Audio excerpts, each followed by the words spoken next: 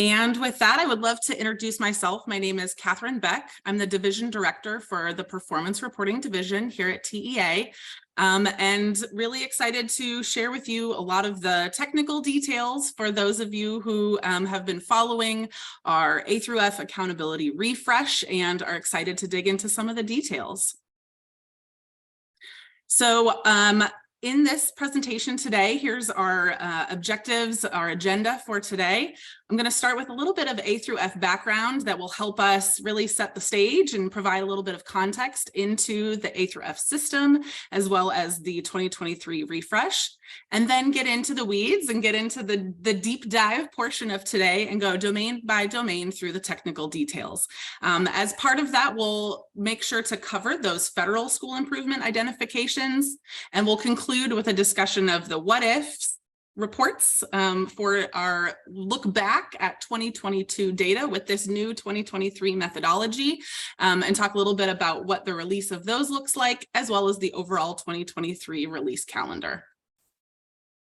Great.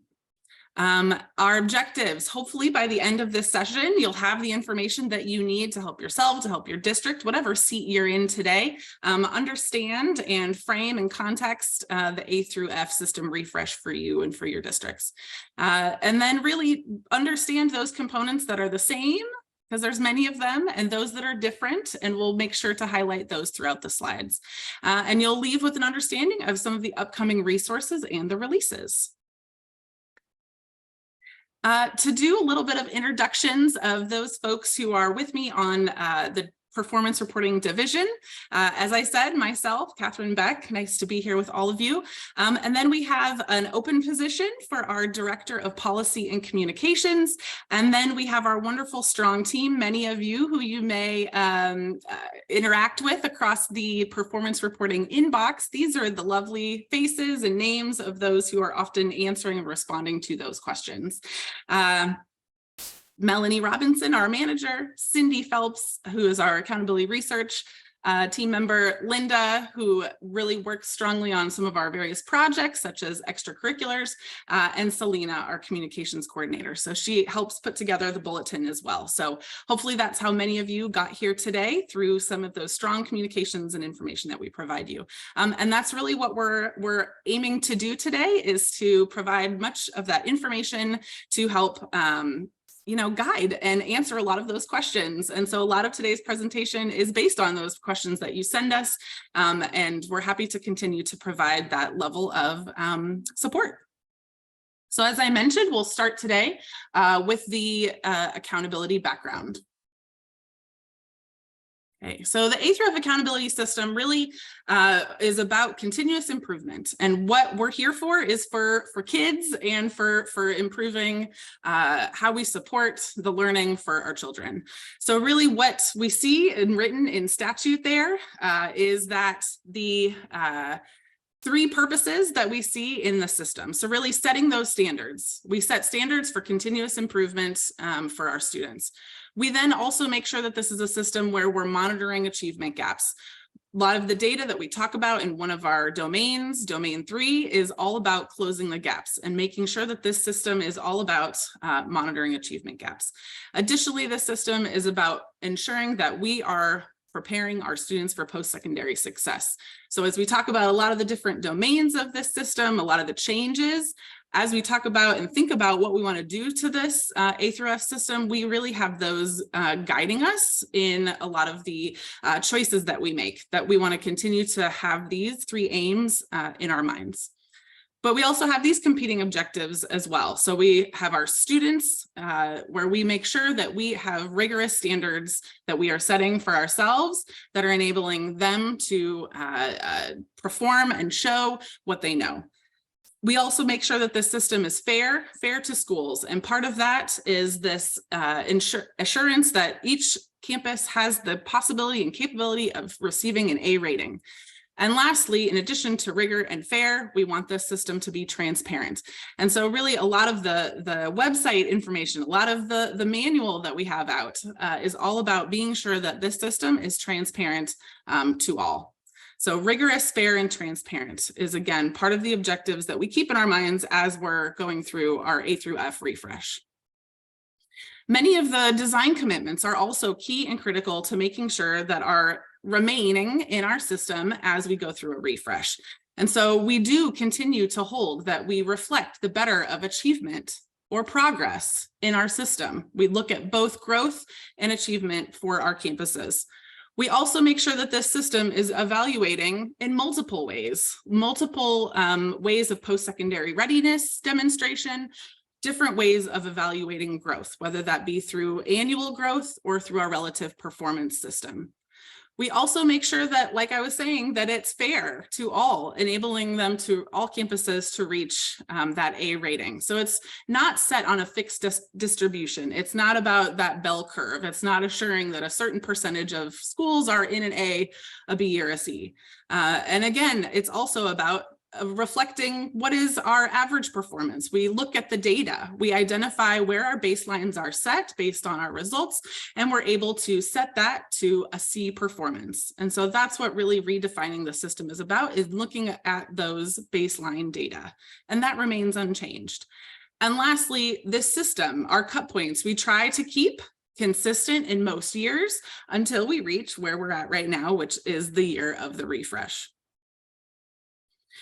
And so that's really, again, about meeting our requirements. That's in statute. We come up with each year a periodic review of those standards, of those cut points.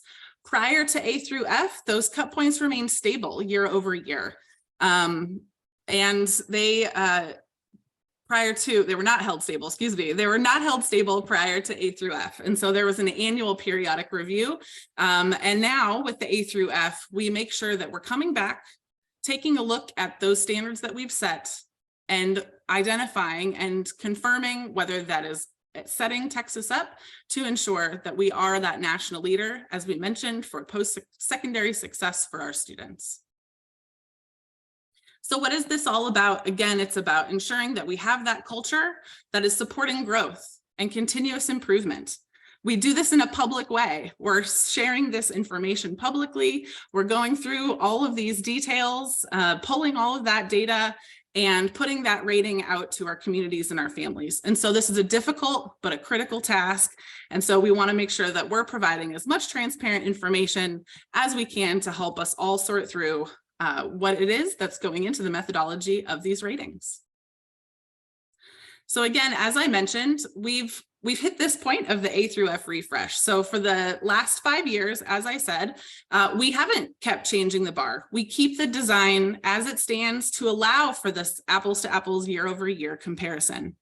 Throughout those years, we continuously receive feedback on how to improve the model. We identify ways to make those design changes that we want to make when it comes time after those 5 years, where it's time now for that refresh. So we really have that initial set of baseline in 2016, 2017, when we first started with the A through F system. And then, as you can see, districts started to become rated under A through F, campuses then 18, 19 as well. We went through COVID, of course, where we held those ratings as not rated, declared state of disaster. And then we had our first set of data in 21-22, where campuses were able to receive those A through C ratings, as well as the not rated if they received scores below that rating of C. So this is an exciting year where we're back here and able to share those ratings with you. And so as far as where we've gotten to today, as part of the A through F refresh timeline, you can see here, we've taken a lot of feedback. It's been a lot about releasing information out to the system and posting those on our website, gathering feedback, continuously working with the feds. Part of our domain 3 is all about what we are required by ESSA and our ESSA amendment, what we are required to include in how we measure closing the gaps. And so we have a lot of feedback to take, a lot of requirements that we need to fulfill.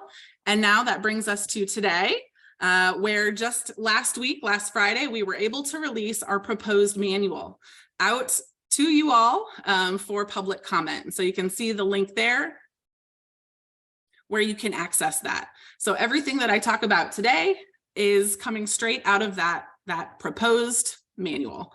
And so what a lot of that sets us up for is this open public comment period, where what we go through today again goes through that round of final feedback, final public comment, so that it will be published in the summer of 2023 as that final 2023 manual. Additionally, we'll talk a little bit later about the resources that we're providing around what if ratings that help us to understand the change between the 2022 and prior rating system and now with this 2023 refresh system. And so that really is where we're at in the overall timeline of the A through F refresh. So what does that mean as I talk about moving from the 2022 ratings to 2023? Well, as we know, with all of these changes, after having kept the system consistent for so long and providing that apples to apples year-to-year comparison, now when we look from 22 to 23, we will not be able to make that same comparison. 2023 ratings will be different. And what does that mean? That's because we update those standards less frequently. And so what does it look like and feel like? It feels like larger changes when this update is now made.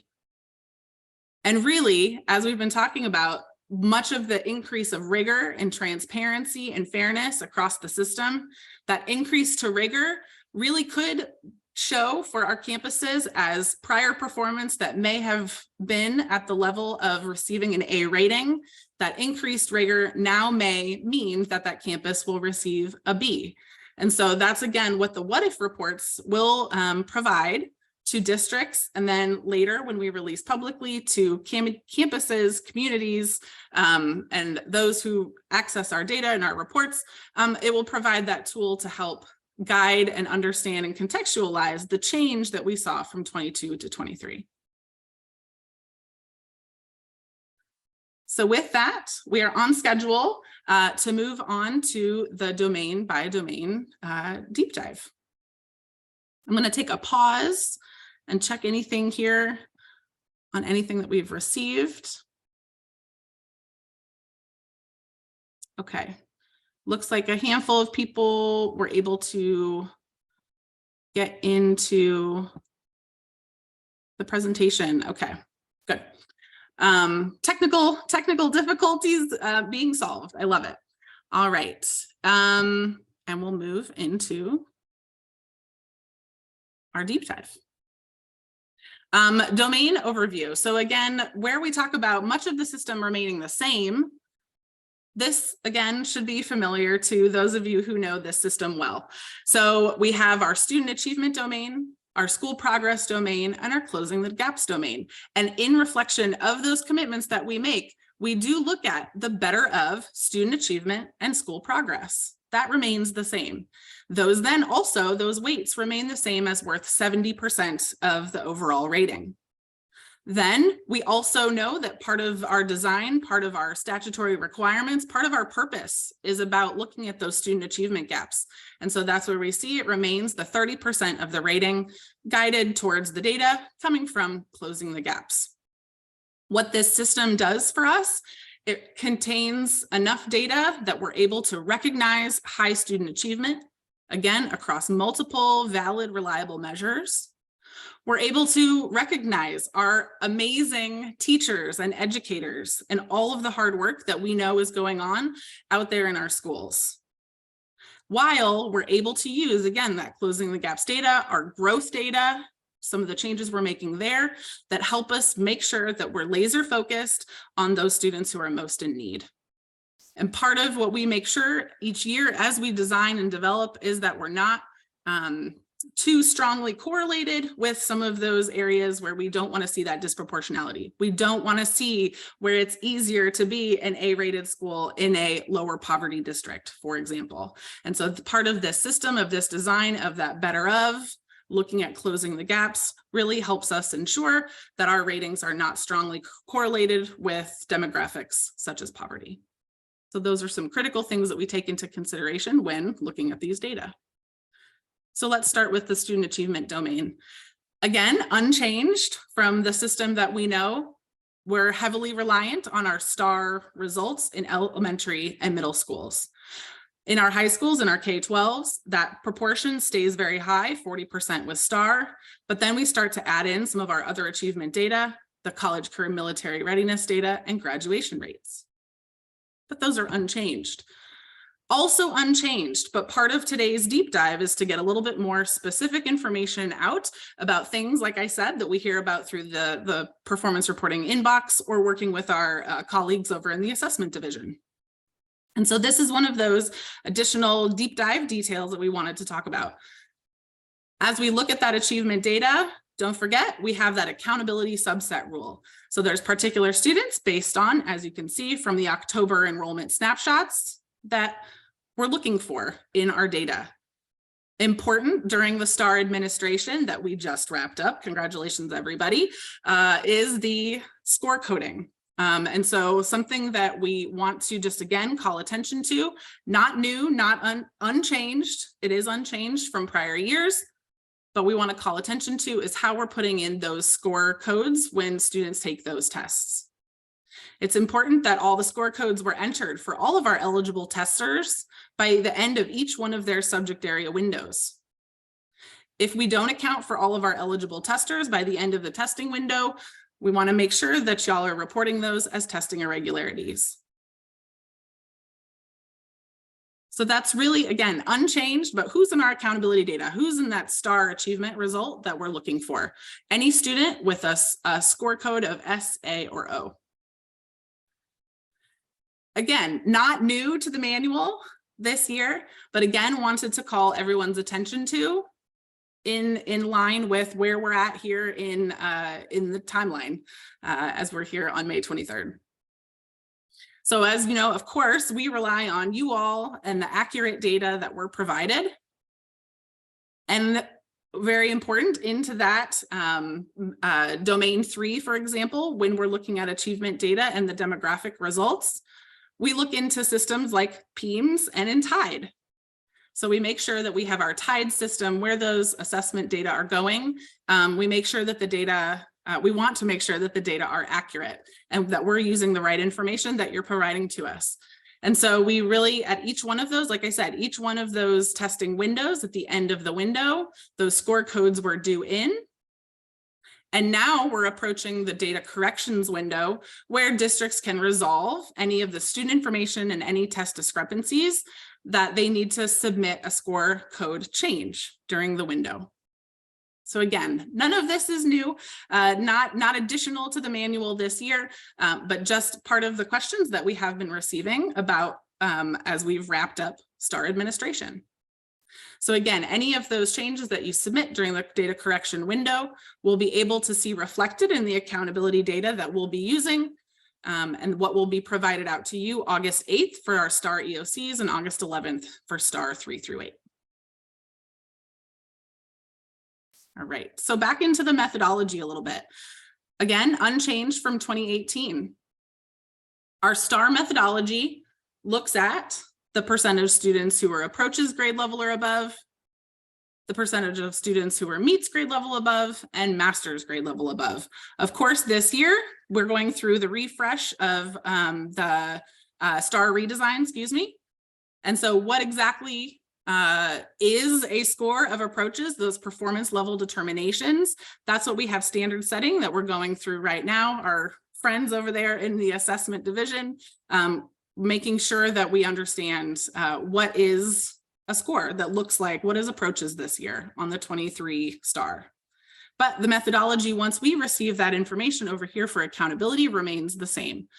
You average the 3 and you look it up on your score scaled score table there, and we can see how this school has their result.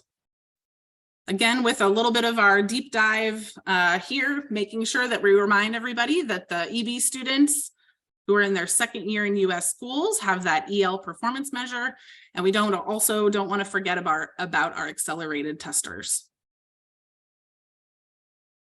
Right.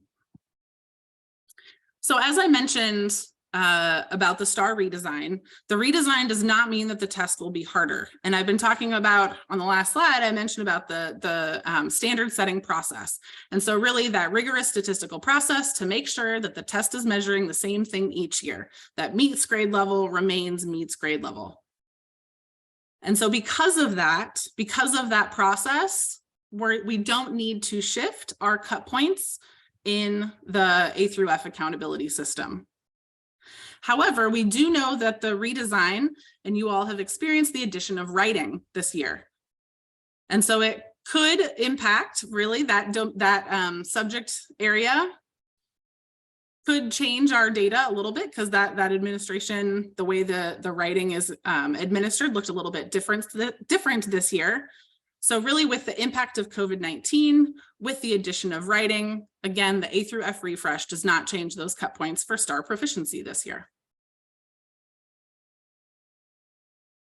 Okay. So that's the updates and our deep dive onto STAR achievement.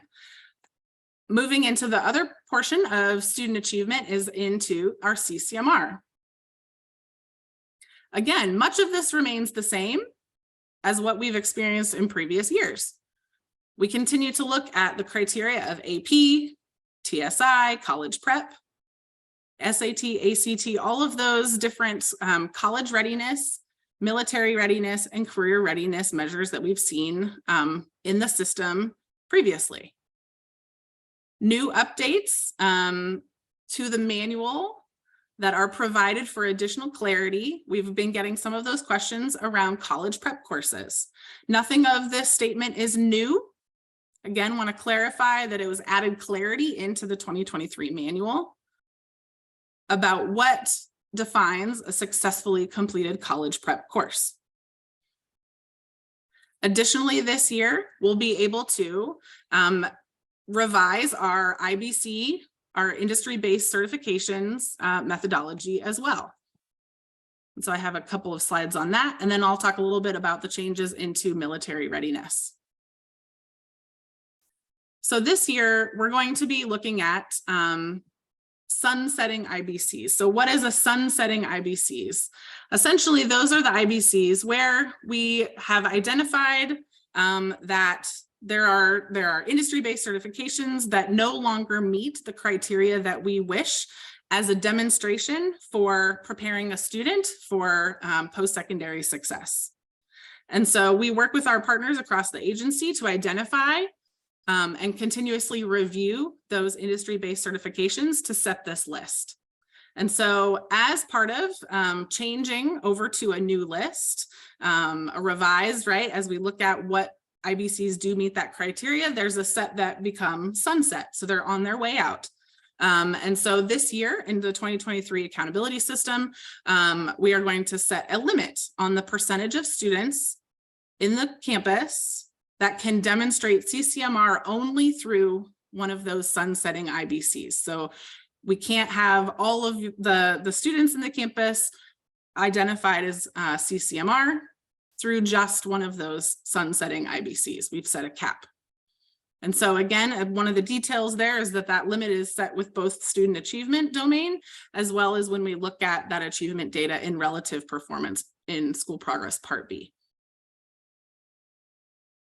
So moving into that timeline of when, like I said, as we look through those IBCs and we refresh the list, that's part of the process, right? And so here's where those lists have been revised over the years and where we'll move into version 3, which really becomes relevant on this slide, which again, some of those technical details about how we're using the IBCs and how we're adding in and implementing program of study requirements into CCMR. So you can see in these August 2023 ratings for our class of 2022, we're using that IBC list version 2, the one that was in the middle, with the cap on sunsetting IBCs. So that cap set at 20% of your students can only, that's the maximum that can be CCMR ready through one of those sunsetting IBCs. And then you can see into the next year, we'll add the new IBC list, version 3, continue with the cap. And then it begins with our 2025 ratings with the class of 2024, where we start to include program of study data into the CCMR calculation. So again, part of this is to ensure that you're hearing this now, that you have that preparation and you're able to ensure that students are getting set up with that program of study. You can see with the class of 2025 concentrator, class of 2026 moving to the completer. So as part of some of these changes and as part of continued raising of the bar and that key component, key purpose that we have of maintaining rigor in our system, and again, and reflecting on that baseline data, again, kind of pulling all of those things together, is how we, yes, for this upcoming year, have increased and updated our CCMR cut points. So as we look at and we understand that we want to check on our system, update our standards, and reflect on our baseline data and maintain a rigorous system, we saw that our average performance for students who are meeting CCMR, one or more of those indicators, reached 65%, when in previous years it was much, much lower when those cut points were first set.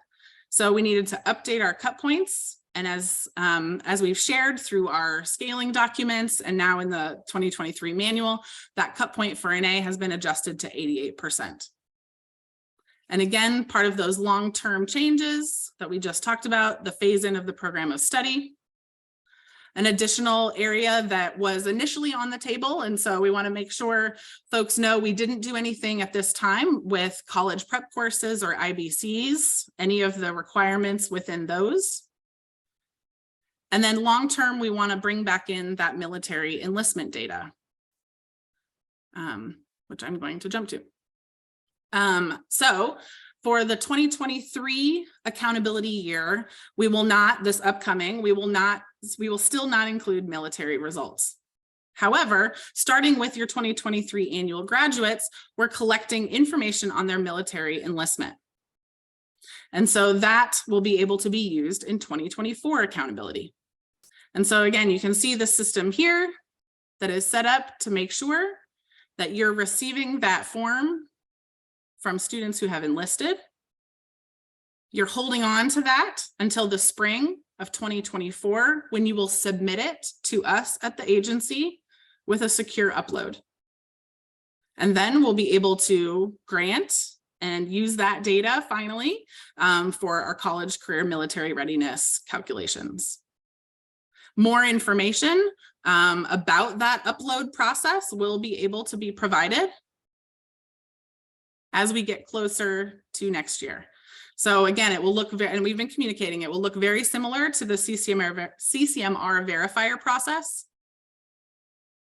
And we'll be able to do that through our TEAL accountability system as we do when we're doing our verifier. So again, we'll be able to collect that data in the spring so that we're able to then include it in the CCMR verifier in the summer and include that in your fall 2024 ratings. Okay. All right. So additionally, part of our student achievement calculation is graduation. And so just an example here of how we again utilize that lagging year of data from the class of 2022 for our graduation rates that we will use here in our 2023 accountability.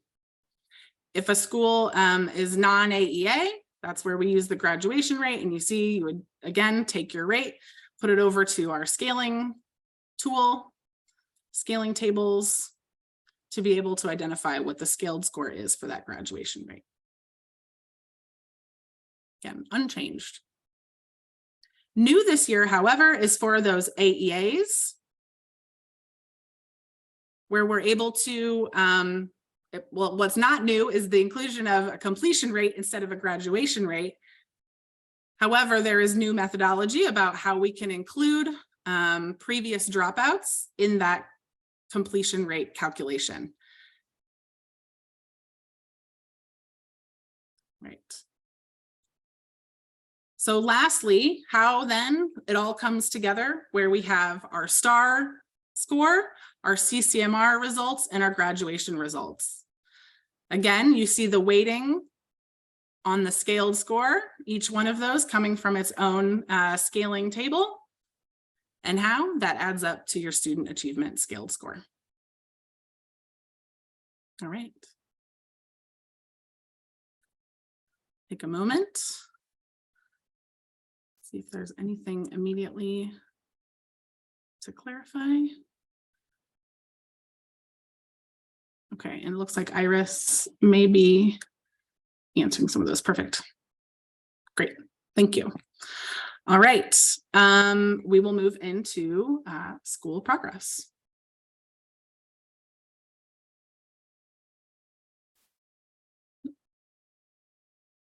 All right, so again, as part of the system design, we want to make sure, again, that we're looking at multiple measures of growth.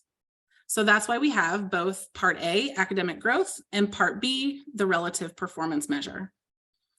So on academic growth, the new changes this year about how we measure growth, we'll be able to look at the number of students who grew 1 year academically by their performance levels, and we'll take a look at what that table looks like.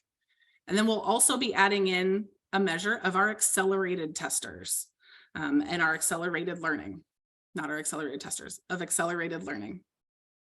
Additionally, our relative performance, looking at the percentage of students in your campus that are economically disadvantaged and seeing how the achievement of your students is relative to others with that same eco-dis percentage.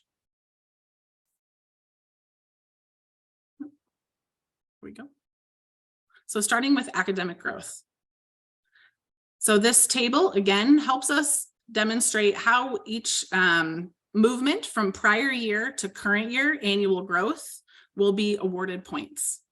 So if students have moved from did not meet grade level, which has now been separated into low and high, or low approaches, high approaches, those have also been split up, and meets and masters from their prior year, we look at their prior year result and see where they have transitioned to this transition table into the current year.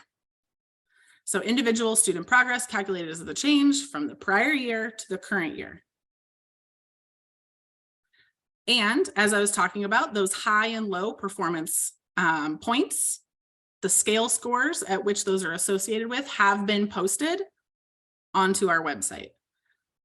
So you're able to see where on the 2022 results from last year that you'll be able to apply to this table, where those students were in the low band of does not meets or the high band of does not meets. And so those are available so that you can start to prepare when we get those 2023 results with the current year result. Okay. And again, the point value there, just to reiterate how those have been proposed into the 2023 manual that is published now, of receiving 1 point for those areas you see there, not maxing out at any higher point value, but overall that 1 point or a half of a point if students stayed in their prior year band, if they did not meet high, approaches low, or approaches high. Again, new this year is accelerated learners, where we're looking at those students who did not meet grade level in the prior year. And we're identifying and ultimately giving bonus points if a student did move out of that did not meet grade level band that they were in the prior year. So those will credit 0.25 in the numerator, and it will be easier to see in an example in just a moment. But new this year, those multiple measures of measuring annual growth. But what grade level tests will we be able to measure that prior year to current year growth? New this year, enabling us to capture more students' growth across multiple different courses, from prior any grade into English 1, any grade into English 2, any grade into Algebra 1. So we'll be able to identify more students this year and measure more growth than we have previously Really making sure, again, that we're looking and targeting those students who need support most. So we're excited to see additional data in the system this upcoming year. Again, for some of those deep dive additional details, making sure that we're paying attention to whether that student has taken that EOC for the first time. EOC assessments really calculated only for those who are first-time test takers. You can see that in the notes there.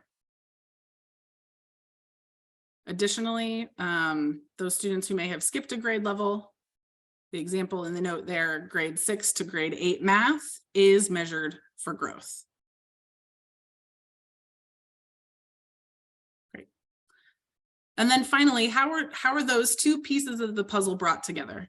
So you have your overall total possible points from your RLA and math side. And those are your total possible points.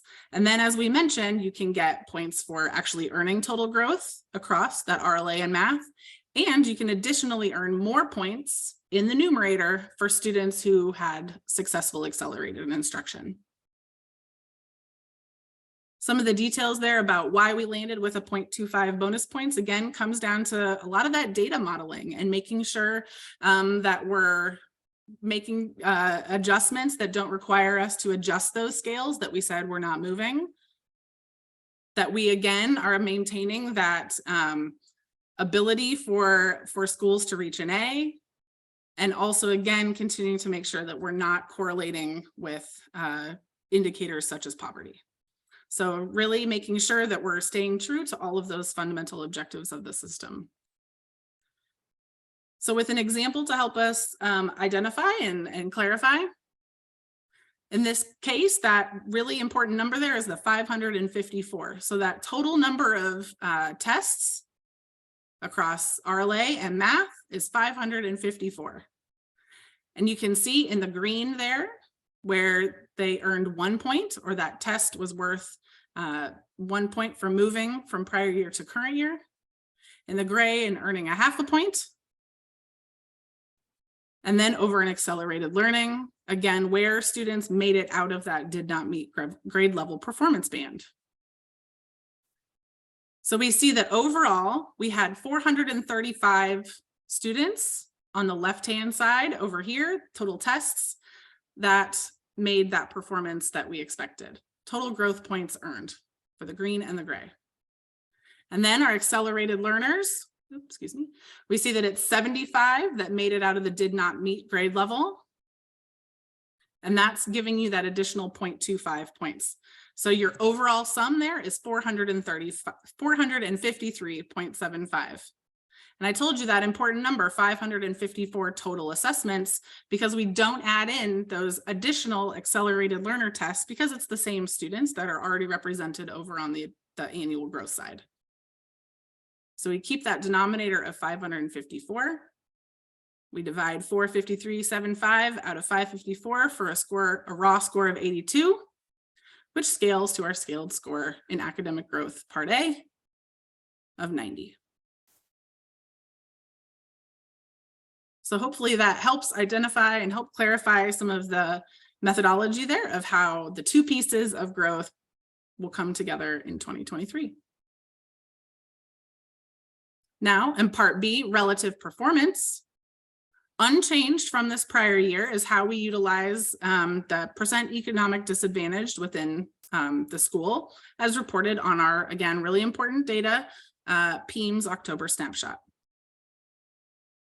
So again, we take on the left, you can see that star relative performance scale score, and we compare it across to others with that similar percent economic disadvantage rate.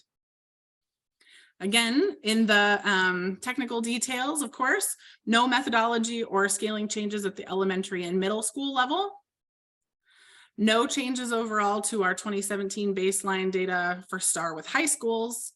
But then as we include also in the relative performance is our CCMR data.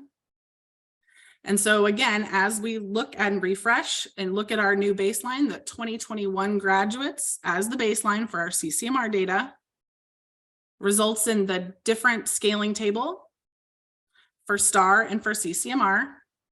So there's two different scaling tables. You'll take your STAR results and your CCMR results. Reference the campus's economic disadvantaged rate and identify what score, scaled score they receive in STAR and CCMR separately. Then we take those two scaled scores and average them together for your overall relative performance results at the high school level. So the shift there is making sure that scores are scaled first and then averaged together for our STAR and CCMR average result. Okay. And then additionally, very exciting this year, again, part of some of that feedback that we received from our AEA schools is this addition now of Part B for AEAs, which will look at retest growth. So overall outcomes of those EOC retesters for our dropout recovery campuses. So of all of the students who took for all of the tests, those retests, AEAs receive 1 point for any of the tests that were at approaches or above. Great. All right. This is the point in the presentation where I've put us in for a short break, right on schedule, 9:45, perfect. So we'll go about 3-minute break, and I'll make sure that we've got any answers that we need to answer in the chat, and we'll come back at 9:45. Thank you.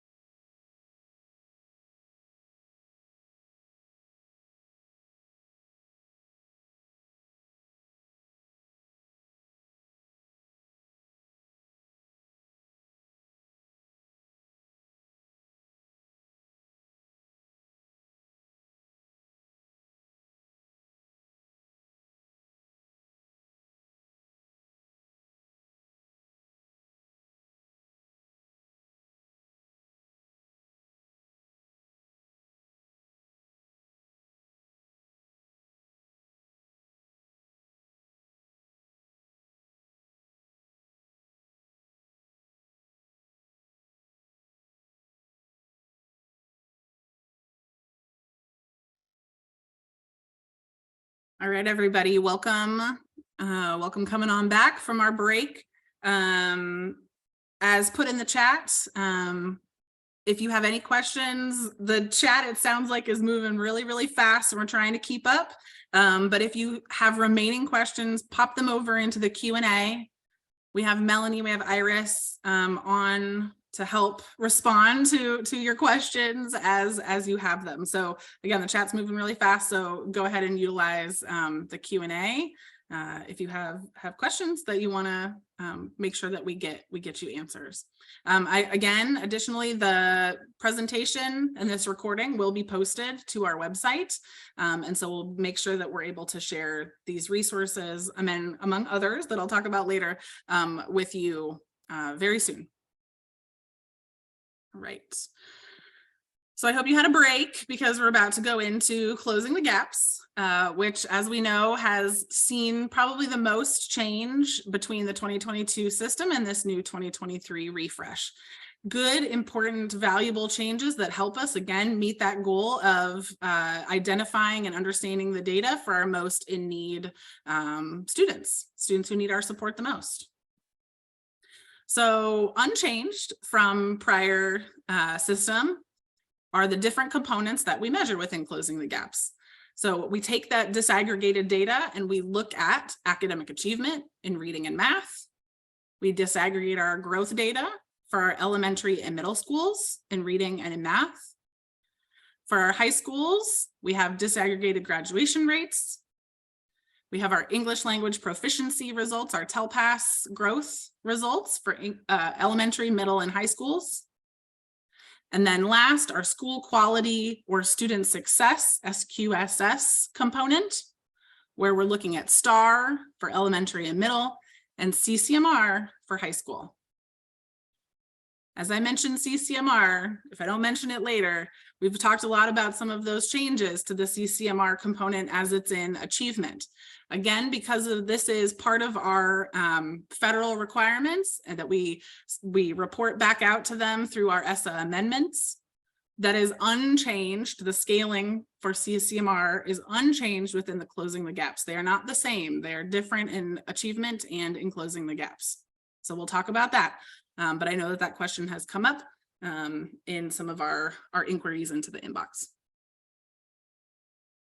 Again, we have those ESSA rules from the feds around how we're able to work with our AEA schools. Unfortunately, under ESSA, we are not able to make adjustments around what components are included. So you can see it's still a graduation rate for AEAs. However, what we are able to do is provide AEAs with their own domain scaling. So again, much of what we do here is reliant on what we work with the feds to incorporate. So what's incorporated by school type, I just mentioned, but here's some of those weights around how much each component is going into the closing the gap score at an elementary, middle, high, K-12, AEA school type. Do note there that we don't include academic growth for high schools, as I mentioned, unless that school does not have a 4-year federal graduation rate, in which case academic growth plugs in, if they have it, at a weight of 10%. So we don't want to miss that technical detail there. Okay, so what has changed? Again, those pieces that have stayed the same, the components are the same. However, what we've been able to refresh this year is, just as we're looking by school type for each one of those components, and the weights look different, we're also now setting the targets by school type. So in previous system, right, it was yes, no, did you meet this target? Everyone was looking to the same target across the system. Now, again, we were able to look at our data, look at that new set of baseline data, and change those targets to be more specific, more differentiated across each one of our school types. So where can I find my school type? Go ahead, open up your manual right there in chapter 1. And that'll tell you a little bit more for both other areas of the system, but here with closing the gaps, what targets are part of your accountability. Okay, so when you get your results, these are those targets that we're going to be looking towards for target for this year. next interim target, and your long-term target. So really, what is that long-term target? That is where we have modeled out and we have identified that by 2038, those achievement gaps that will close and address the gaps that we have in our achievement results. We can, calculate out, model out what would be in the interim. What is that interim target? That on the way to 2038 is the target that says that we will be on the path, that we've worked again with the feds to say, are our targets to tell us that we're on track to that long-term target. And that 2023 target, that's our new baseline set based off of our statewide student averages. One of those details, as we get back this data and we're looking across our RLA and our math results, is whether that component is going to be evaluated. So this year, instead of looking for 5 student groups that meet the minimum size, a component will be evaluated if it has at least 4 student groups that meet the minimum size. And I'll talk about that throughout some of the additional slides. But new this year, setting those targets by school type. Where can I see those? They're on our website, again, with our ESSA plan amendment that we submitted to the feds in the Appendix A. It's also in remaining, which is now out, which wasn't the case when we first made these slides. So excited that you have more than one resource open to you as we go through the methodology. The other change to our refresh in closing the gaps is, instead of a yes, no, providing that grade-aided scoring of a 0, 1, 2, 3, 4 points possible. Again, enabling us to really identify, not just are you meeting the target, but you're knocking it out of the park. Instead of no, you're not meeting the target, you're actually very well below the target and may receive 0 points. And again, we'll talk a little bit about how the 0, 1, 2, 3, 4 are awarded. But really what it's about is providing more of that differentiation in our results. Okay. So new this year, moving from the yeses to the nos, we can see what previous meeting targets looked like. So meeting that target in the prior system would have earned you a 3. So 3 points out of 4 earned for hitting our interim target, the 2023 interim target. It's interim because really we're on a path to our long-term target. And that's where you can earn 4 of 4 points with that student group's performance, if they are already meeting their long-term gap and they have closed gaps. They've met their long-term target and have closed gaps. So there's your 3s and your 4s aligned with a previous yes. But if we're not meeting our interim target, but we have some positive movement going on, we want to make sure, again, that we can differentiate some of what's going on in the system. I'll start at the bottom. 0 points earned if you don't meet the interim target and you have shown not even any minimal growth. You may have fallen backwards. You'll earn 1 point if you do show minimal growth. Again, defined there.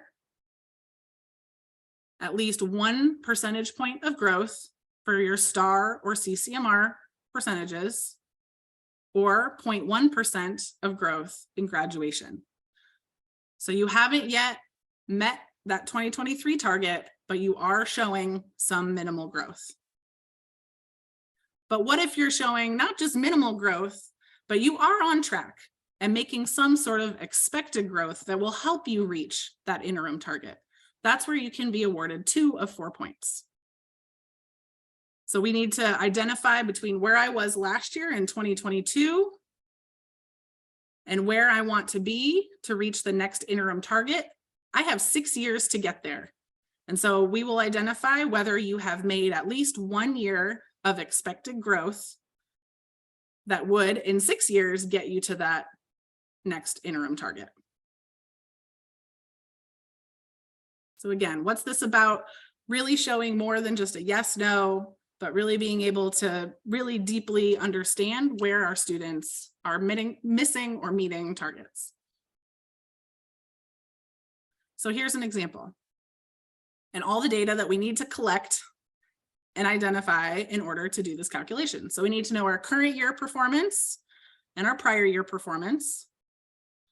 We have in the table our interim target, that is at 2023, our next interim target, and then our long-term 2038 target. So we got to have all of that in hand for that student group that we're going to take a look at. So we look at last year's prior rate was 26 in this case, and their current rate is 28. So they made some growth, 2 points of actual growth.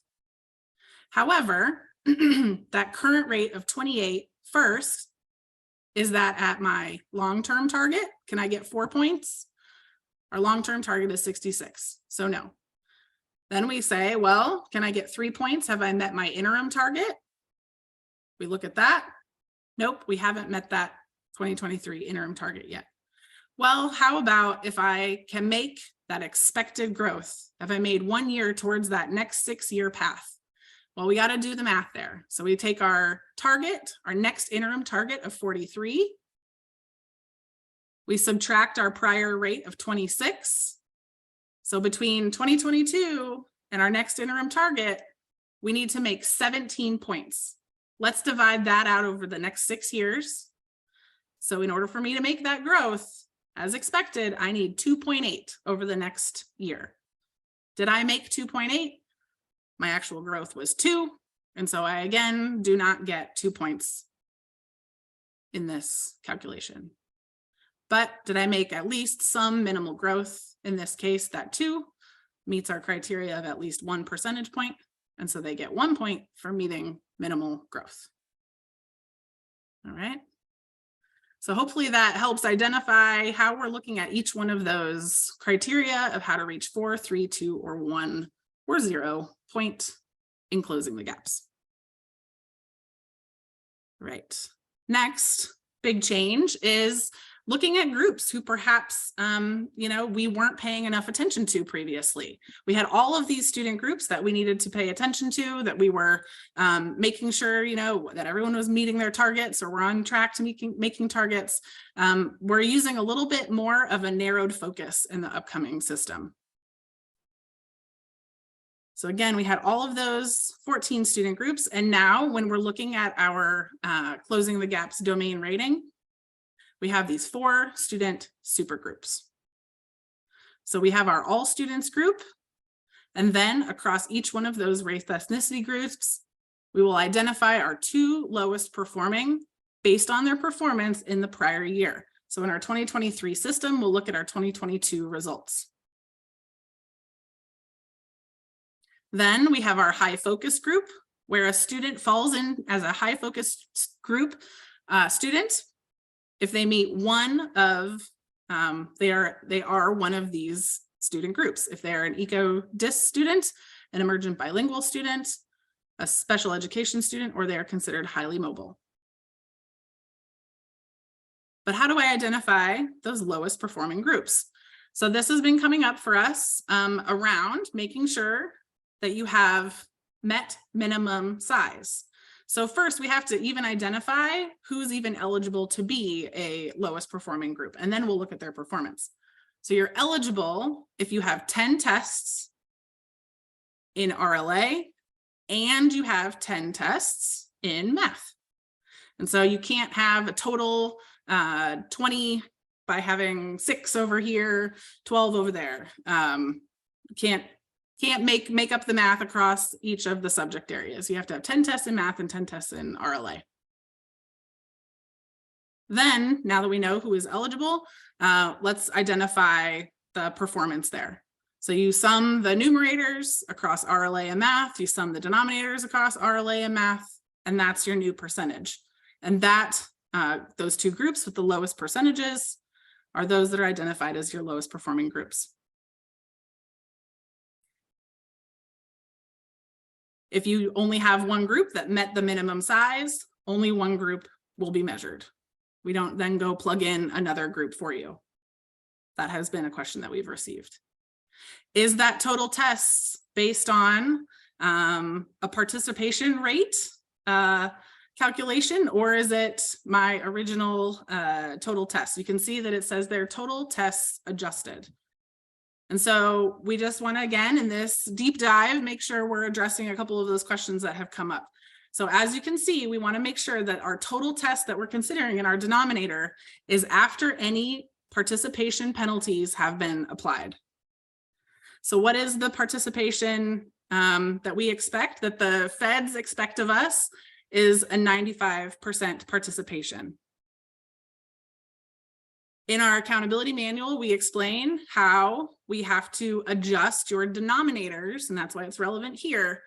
Denominators are adjusted to include the necessary number of assessments that it would take to reach a 95% if you didn't reach there through testing. So that's why it's relevant here, is because that's the denominator that we take to make these determinations of eligibility and performance. Okay. Again, more detail in the manual, but making sure that we have an understanding of what assessments are included in that 95% participation rule across both state assessments, STAR and TELPAS, and students who take STAR Alt 2 included as participants in state assessment. If students have medical exemptions, then they are not required to be included in the participation rate calculation. All right. So then this is where we start to show that we have the overall averaged academic achievement calculation. So again, you can see there where we're looking across each one of our groups. We've combined our RLA and math for an overall percentage, and that's the rate that we're looking at to identify our lowest performing groups. Okay.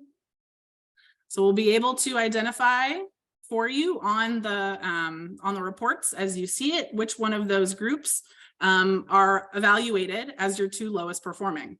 We'll provide the results, the data for all of the groups.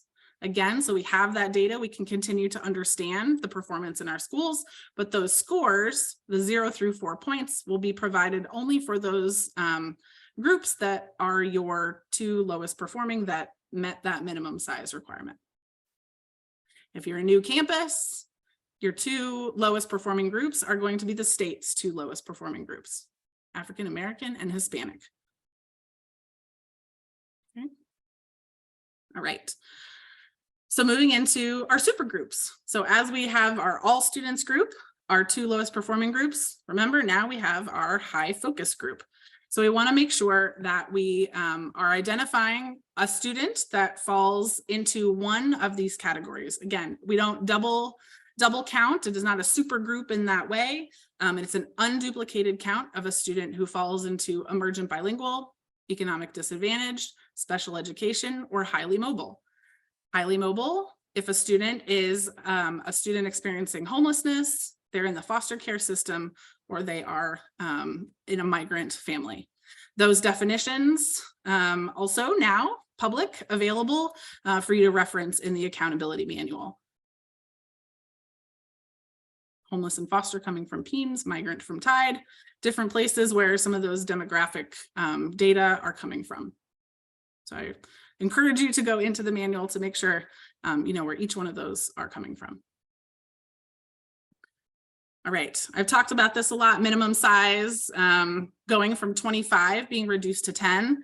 And again, why are we doing this? It's about, again, providing more information and more data for us to be able to hone in and really get focused on those students who need our support and to close achievement gaps. All right, so I talked a lot about those 4 super groups, the all two lowest performing and your super group, the high focus group. Those are the groups that are evaluated in closing the gaps and are used when we are identifying our federal school improvement identifications. So the CSI, specifically the CSI determination.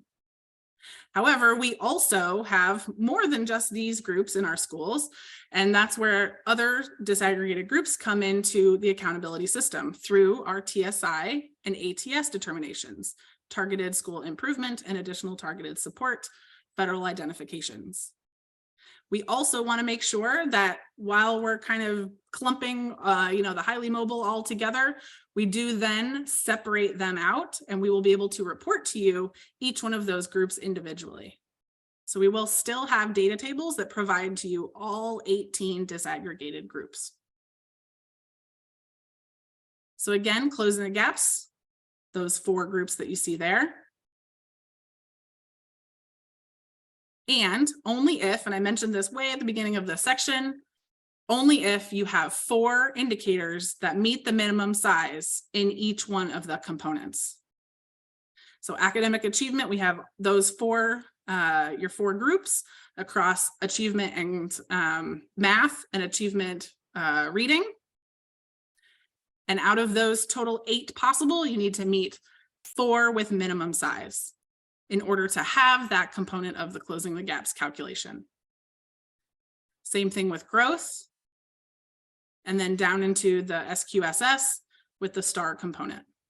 Federal graduation status and CCMR only have to have 1 evaluated indicator in order for it to be one of the components that is included in the closing the gaps calculation. Okay. All right. So really an example here of where we, like I said, we'll show you all of the performance there. We'll show you all of the targets, but then we've only scored the all students, the African-American and Hispanic in this case, and your high focus. So those are the 4 groups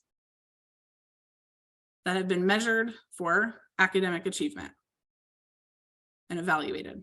You can see again, it's about out of the adjusted total tests, the percent that met, all of that information there shared so you can see.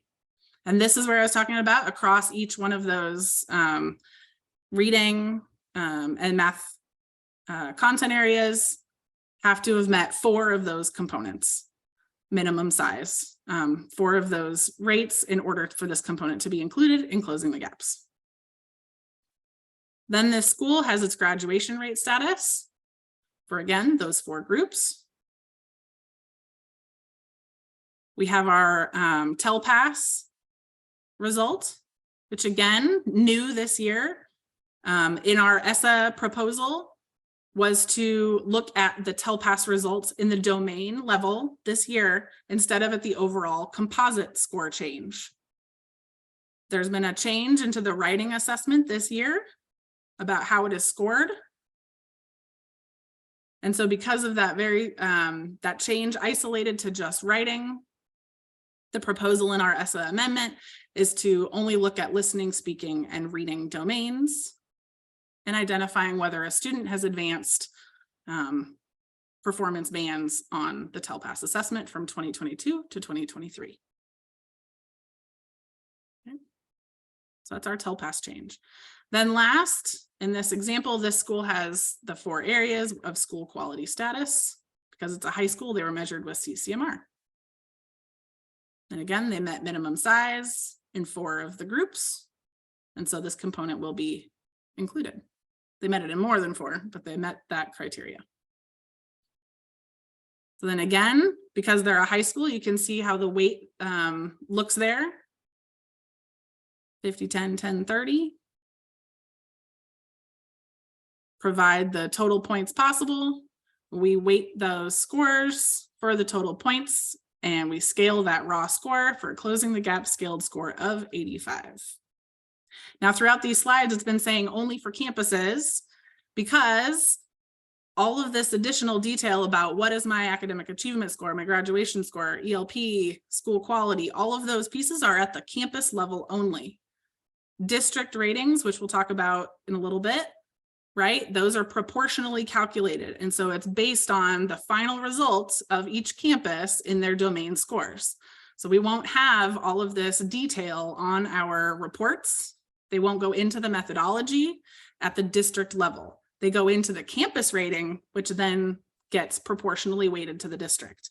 And we'll talk about that in a moment. But that's why that's been on here, because that level of data reporting isn't going to be part of the system in 2023. This is specific to campuses. All right. So that's your closing the gaps and your CSI data that goes into federal identifications. And as I mentioned, we do still have, of course, all of those 12 disaggregated groups listed here.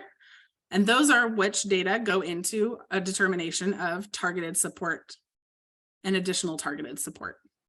And again, it's calling out that important demographic data that we collect through TIDE.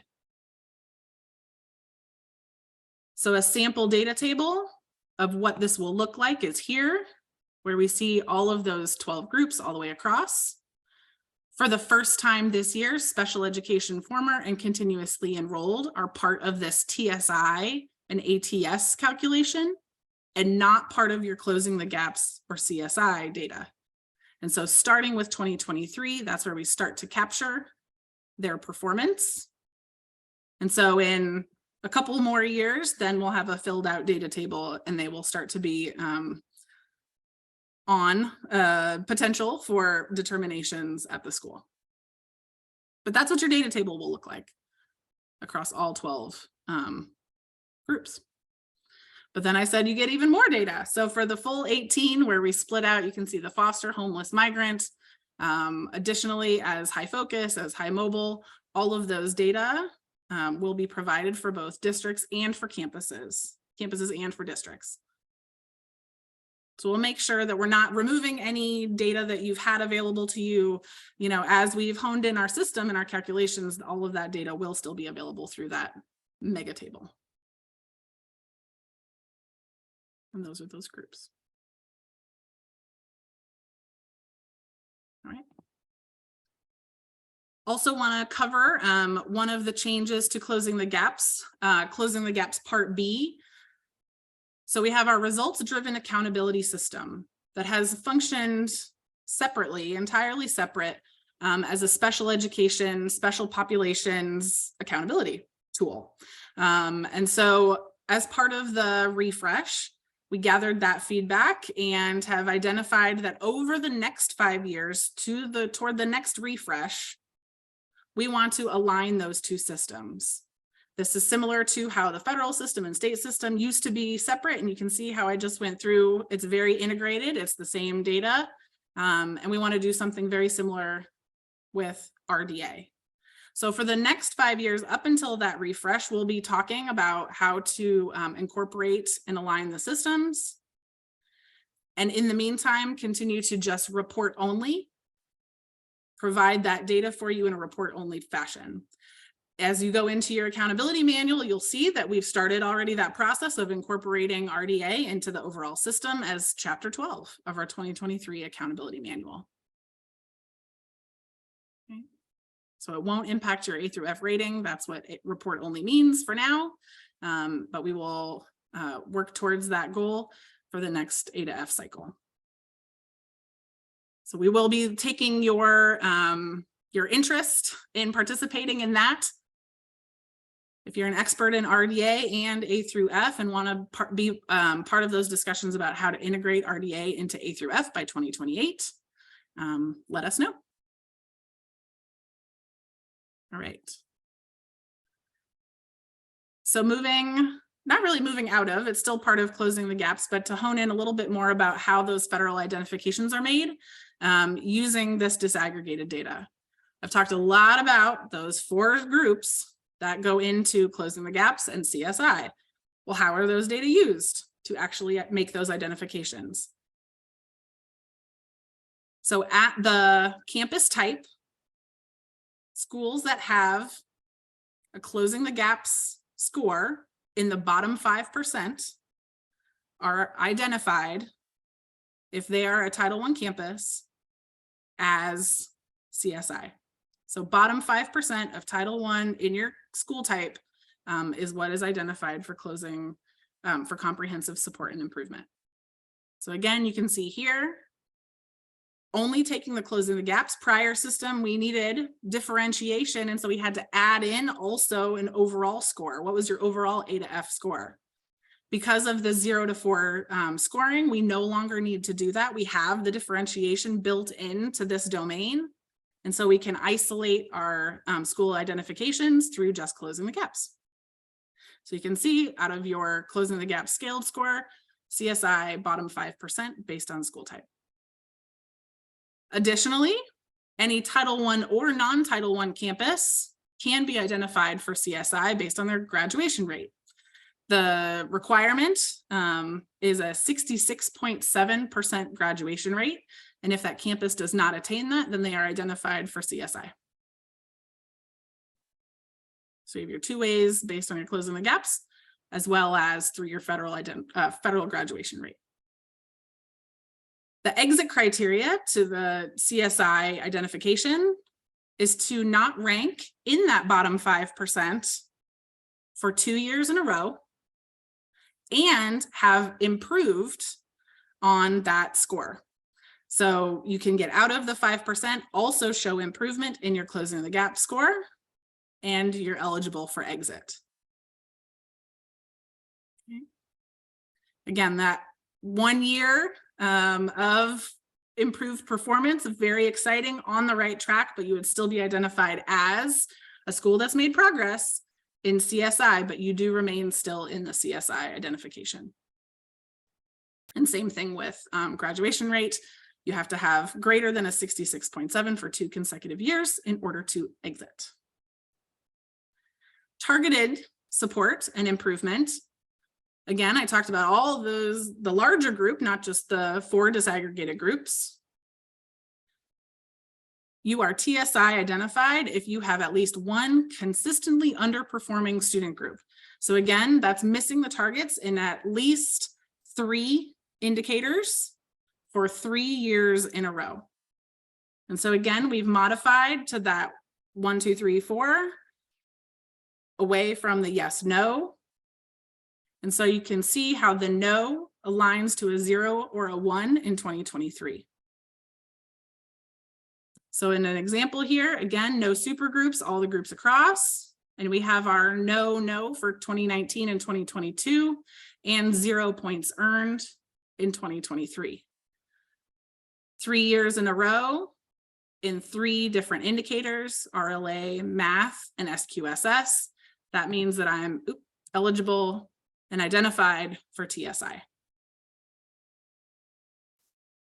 ATS is then if you have not met any of the evaluated indicators in 3 consecutive years. So essentially that column of no's and 0s and 1s, that would be fully filled in as you have not met our criteria in any one of these that you were eligible for 3 years in a row. All right. And then how do I get out of ATS or TSI? If you have at least one of those areas where you have finally met with a 2, 3, or 4, then you will no longer be ATS or TSI. But you could potentially still be TSI, depending if you still have 3. But if you make it out of at least one of them, then you're no longer ATS. So it's an annual re-identification every year looking at the new data. So next year we'll add 2024 and it'll be based on 22, 23, and 24, 3 years in a row. Okay, great. And perfect, right on track, 1020. Final piece of the puzzle, calculating overall ratings. So I've been talking about how much has stayed the same around our better of, student achievement, school progress, and then adding in 30% closing the gaps. Those weights remain unchanged. What does change, as I've been talking about, is that proportionality method based on specifically your students enrolled in grades 3 through 12. Each one of those domains that we just talked about is measured independently with that proportional contribution that each campus is making to the district rating. Okay. Not rated and paired campuses are excluded from these calculations. Our dropout recovery schools are included in these calculations. And again, as we've written it and has been approved, the methodology is each individual domain and then rolled up into the overall rating, which I'll show in an example in a second.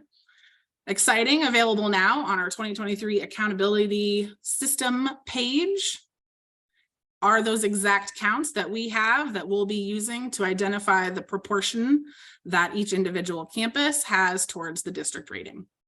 So that is a resource that we just posted to help make this shift to this proportional weighting. So our example here, I am a district that has 5 campuses. On my sheet that I went to out on the accountability website, I can see my grades 3 through 12 enrollment at each one of my campuses. The total in my district is 2,417. And so we can see the proportional share, the campus weight that each one of those campuses has towards the district. Now, when I measure my student achievement, I have my scaled score that I received at each one of those campuses. Unchanged, I have 5 campuses with 5 student achievement scores. That campus weight remains the same. And so we multiply that scaled score by the campus weight. And those are my district, the district, how many points in that domain that the district is taking from that campus. For a total domain scaled score of 89. So we can see how my campus weight, as I looked it up on my table, matches because all 5 campuses had a scaled score in student achievement. So I'll hold on to that 89 student achievement scaled score. However, campus 4 doesn't have an academic growth scaled score. Perhaps they don't have enough tested students, their grades, who knows what was going on exactly. They don't have an academic growth scaled score. So there are now only 4 campuses in my district that weight towards my district rating. So we want to make sure that we're really clear about how the campus weights shift when a campus does not have a scaled score in the district. So you can see we multiply the scaled score by the weight, get the points, and now I have an 84 for part A scaled score. Again, we're back to all campuses. I have a 72 for relative performance. I have an 81 for closing the gaps. Again, all 5 campuses. And now all of those scores we put into our overall calculation, just as we said. Best of school progress, part A or part B, got an 84. Then we say, is my school progress or my student achievement better?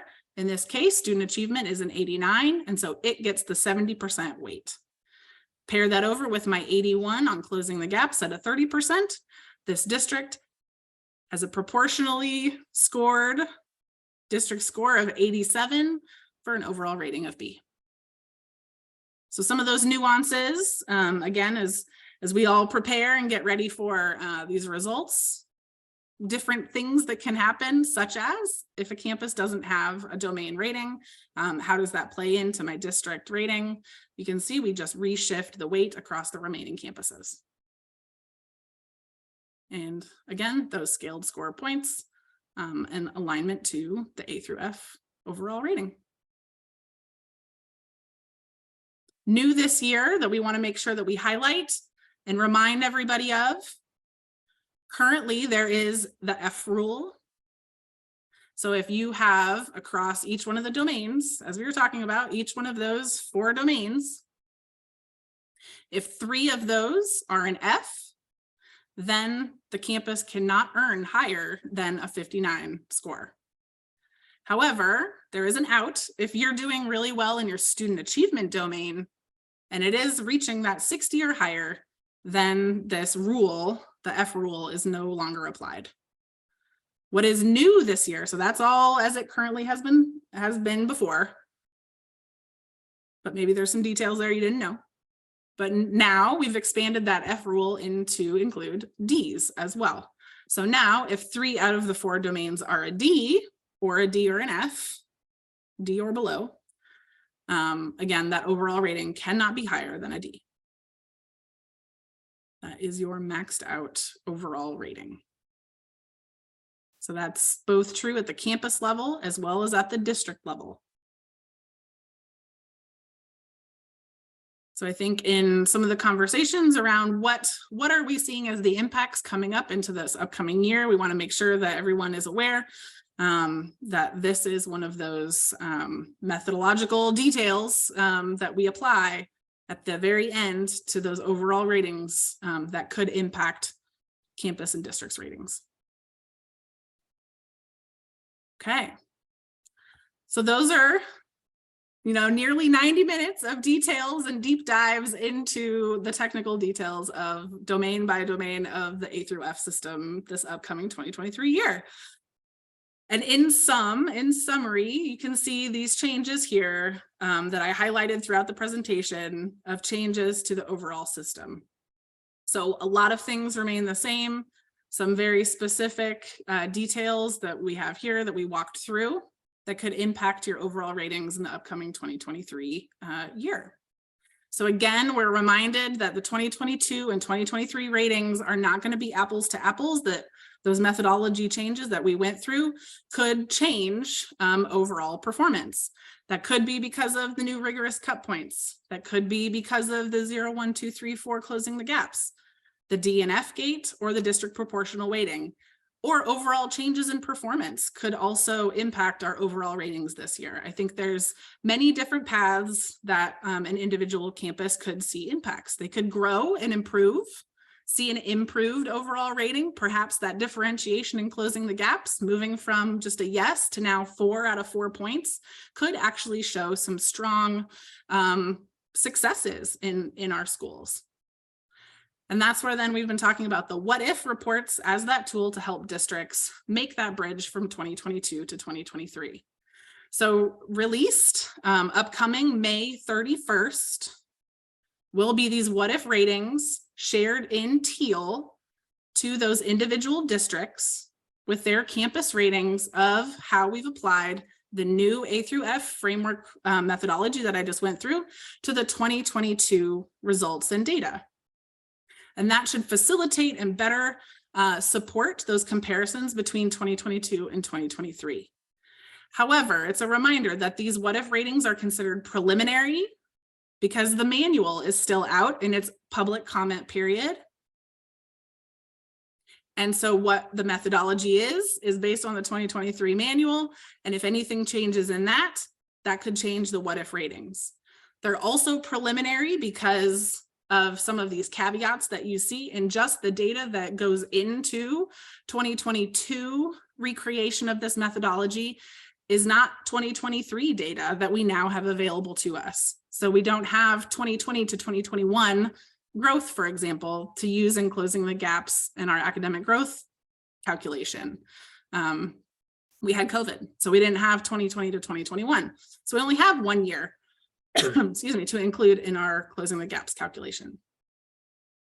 Additionally, in teal, there will also be, we were talking about the high-low performance levels, a student listing. The one student listing that folks will get into teal will be the high-low performance levels assigned based on those tables that are already public of what scale score is the high-low, does not meets, and approaches. Those will also be provided in teal.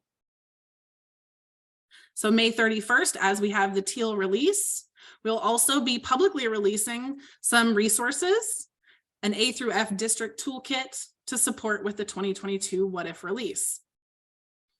The commissioner will be leading a call with superintendents. There'll be a recorded message from the commissioner to districts and boards. And we'll also be able to provide a PowerPoint template to aid in having those conversations about the refresh and about how the what ifs provide some of that 22 to 2023 context and bridging in a PowerPoint template to districts and boards. Additionally, we'll provide one-pagers on our A through F website to, again, help clarify and explain this upcoming refresh. All in preparation for late September 2023, when our ratings will be published on TEA and texasschools.gov, at which time we will also publicly share those what if ratings on our txschools.gov. So with my last 30 seconds to a minute, this is our final couple of slides about the final schedule, where we're at. We've already had some of our AEA registration.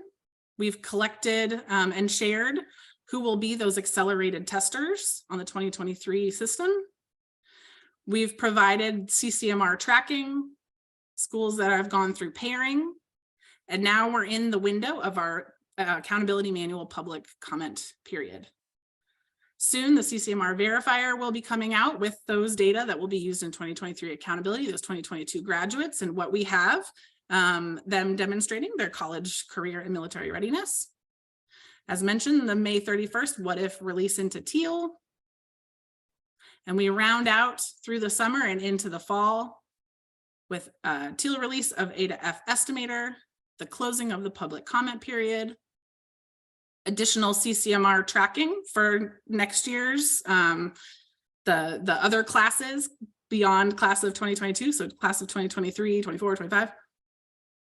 The summer release of additional materials to support 2023 accountability manual, finally, as it goes through its final rulemaking process in August, for those final ratings to be released in September. At which point we do have the appeals process that campuses and districts can go through if they have a situation that they would like to appeal their rating. So that by January 2024, with the resolution of those appeals, we administer those final 2023 ratings in January of 2024. All right, I appreciate everyone's attendance today. I want to point you to our resources on our websites. 2 different pages there, the 2023 accountability development materials, where we've been providing all of the refresh updates through October, January, March, where we've been providing all of the development materials along the way. And the 2023 accountability rating system website is where we post really all of those final reports and resources as they are released. Be sure to go ahead and go to the website, check out the 2023 manual, submit a public comment or question to us. We're always happy to answer any questions, take your phone calls, and work with you to make sure that all of these technical details are as clear as they can be. Thank you so much for all of your attendance. And again, we will post the slides and the show to our website. Thank you.